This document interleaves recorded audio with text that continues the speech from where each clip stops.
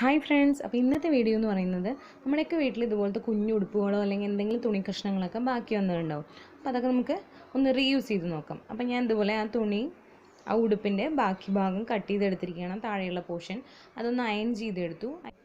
ഇനി 8 ഇഞ്ച് എന്താ പറയുക നീളവും 22 ഇഞ്ച് വീതിയുമുള്ള ഒരു പീസാണ് കട്ട് ചെയ്തെടുത്തിരിക്കുന്നത്. 8 ഇഞ്ച് എന്നുള്ളത് സ്റ്റാൻഡേർഡാണ്, അത് അങ്ങനെ തന്നെ എടുത്തോളൂ. 22 ഇഞ്ചെന്ന് കിട്ടിയത് കുഞ്ഞിൻ്റെ തലയുടെ സർക്കംഫറൻസ് ഒന്ന് അളന്ന് നോക്കുക. അപ്പോൾ എനിക്ക് 19 കിട്ടിയത്. അപ്പോൾ 19 പ്ലസ് അതിൻ്റെ കൂടെ ഒരു 3 ഇഞ്ച് ആഡ് ചെയ്തിട്ടാണ് 22 കിട്ടിയത്. അപ്പോൾ നിങ്ങൾക്ക് 20 കിട്ടുന്നതെങ്കിൽ 20 പ്ലസ് 3 ഇഞ്ച് 23 ഇഞ്ച് എന്നുള്ള കണക്കിലെടുക്കാം. അതിന് ശേഷം ഒരു 3 ഇഞ്ച് താഴേന്ന് 2 പോർഷനായിട്ട് മാർക്ക് ചെയ്ത് കൊടുത്തിട്ടുണ്ട്. 3 ഇഞ്ച് മാർക്ക് ചെയ്തു. ഇനി നമ്മൾ ആ 3 ഇഞ്ചുള്ള പോർഷൻ കട്ട് ചെയ്തെടുക്കാൻ പോവാണ്.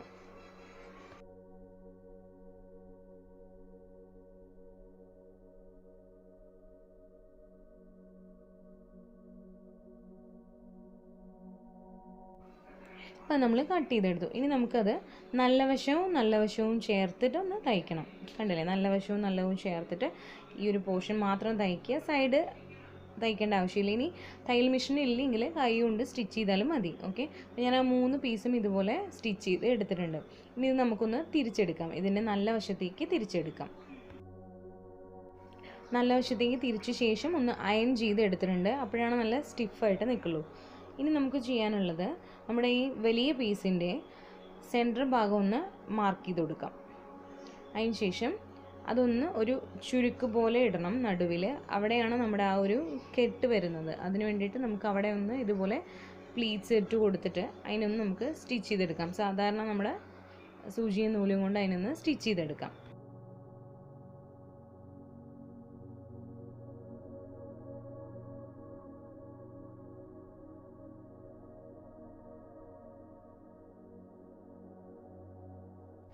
ഒരു 2-3 സ്റ്റിച്ച് കൊടുത്ത ശേഷം ഇതുപോലെ നമുക്ക് ചുറ്റിയിട്ട് അതിനെ ഒന്ന് ടൈറ്റാക്കി കൊടുക്കാം.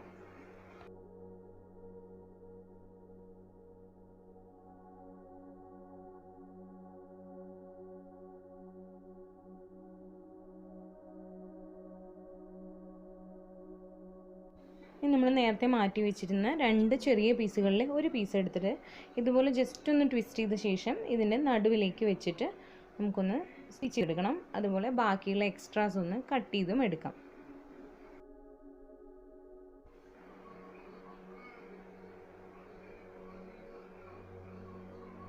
ഞാനത് സ്റ്റിച്ച് ചെയ്തെടുത്തിട്ടുണ്ട്. ഇനി നമുക്ക് ഇതിലുള്ള എക്സ്ട്രാസ് ഒന്ന് കട്ട് ചെയ്ത് കളയാം.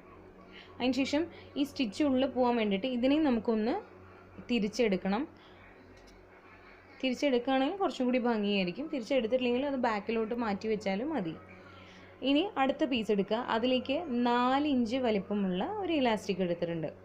4 ഇഞ്ച് വലിപ്പമുള്ള ഇലാസ്റ്റിക് നമുക്കൊരു സേഫ്റ്റി പിന്നിൻ്റെ സഹായത്തോടെ അതിൻ്റെ ഉള്ളിലേക്ക് കയറ്റി കൊടുക്കാം. എന്നിട്ട് 2 സൈഡിലും നമുക്ക് ഓരോ പിന്ന് കുത്തി വയ്ക്കാം. അത് അങ്ങോട്ടും ഇങ്ങോട്ടും ഉള്ളിലേക്ക് പോവാതിരിക്കാൻ വേണ്ടിയിട്ടാണ്. 2 സൈഡിലും ഓരോ പിന്ന് കുത്തിയ ശേഷം നമുക്ക് അവിടെ ഒന്ന് സ്റ്റിച്ച് ചെയ്തെടുക്കാം.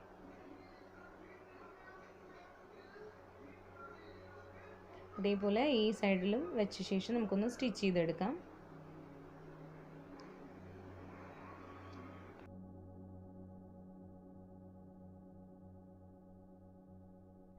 അപ്പോൾ ഞാൻ 2 സൈഡും സ്റ്റിച്ച് ചെയ്തെടുത്തിട്ടുണ്ട്.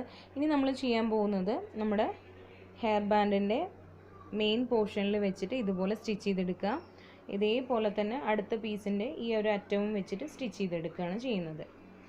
രണ്ടും കൂടി ഓവർലാപ്പ് ചെയ്യുന്ന രീതിയിൽ സ്റ്റിച്ച് ചെയ്തെടുത്തു. ഇനി ബാക്കിയുള്ള എക്സ്ട്രാസ് ഒന്ന് കട്ട് ചെയ്ത് കളയുക. 2 സൈഡിലെയും എക്സ്ട്രാസ് കട്ട് ചെയ്ത് കളയാണ് ചെയ്യുന്നത്. ഇനി നമുക്കിതിനെ ഒന്ന് തിരിച്ചെടുക്കാം. ഇപ്പോൾ നമ്മുടെ ഹെയർ ബാൻഡ് റെഡി ആയിട്ടുണ്ട്. നല്ല സ്റ്റൈലിഷ് ലുക്ക് തരുന്ന നല്ലൊരു ഹെയർ ബാൻഡാണ്. അതുമല്ല ഫ്ലെക്സിബിൾ ആയിരിക്കും. കുഞ്ഞുങ്ങൾക്ക് അഡ്ജസ്റ്റ് ചെയ്ത് ഇട്ട് കൊടുക്കാൻ പറ്റും. അപ്പോൾ അവരുടെ ഡ്രസ്സിന് മാച്ചിങ് ആയിട്ടുള്ള ക്ലോത്തിലോ ഏതിൽ വേണമെങ്കിൽ നിങ്ങൾക്ക് ചെയ്തെടുക്കാം. വീഡിയോയ്ക്കായിട്ട് സ്റ്റെപ്പ് ബൈ സ്റ്റെപ്പായിട്ട് പറയുമ്പോൾ ലെങ്ത്ത് കൂടിയതാണ്. നിങ്ങൾക്ക് പെട്ടെന്ന് ചെയ്തെടുക്കാൻ പറ്റും. സോ വീഡിയോ ഇഷ്ടപ്പെട്ടെങ്കിൽ ലൈക്ക് ചെയ്യുക, ഷെയർ ചെയ്യുക, സബ്സ്ക്രൈബ് ചെയ്യാത്തവരാണെങ്കിൽ സബ്സ്ക്രൈബ് ചെയ്യുക. താങ്ക്